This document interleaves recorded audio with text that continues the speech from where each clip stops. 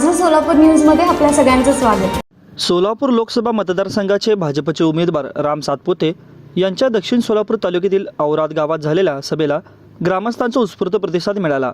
तर भर पावसामध्ये राम सातपुते यांच्या भाषणाने उपस्थितांची मनेही जिंकली। औराद गावात उमेदवार राम सातपुते आणि आमदार सुभाष देशमुख यांचे ग्रामस्थांनी अत्यंत उत्साहाने स्वागत करत फिर एक बार मोदी सरकार अशा घोषणा देत उत्स्फूर्त प्रतिसाद दिला। यावेळी आमदार सुभाष देशमुख यांनी जाहीर सभेत उपस्थितांना मार्गदर्शन केले, गावागावात होत असलेल्या विकास कामांची माहिती दिली। यावेळी राम सातपुते बोलताना, मी तुमच्याच परिवारातील एक सदस्य असून येथून पुढचा माझा वेळ माझ्या या सोलापूरकर परिवाराच्या उन्नतीसाठी असणार आहे। मागील 50 वर्षात जी कामे झाली नाहीत ती कामे मागील 10 वर्षात मोदी सरकारच्या काळात झाली असून येथून पुढेही आपल्याला नवनवीन विकास कामे पाहायला मिळतील, अशी ग्वाही देत राम सातपुते यांनी यावेळी उपस्थितांशी संवाद साधला।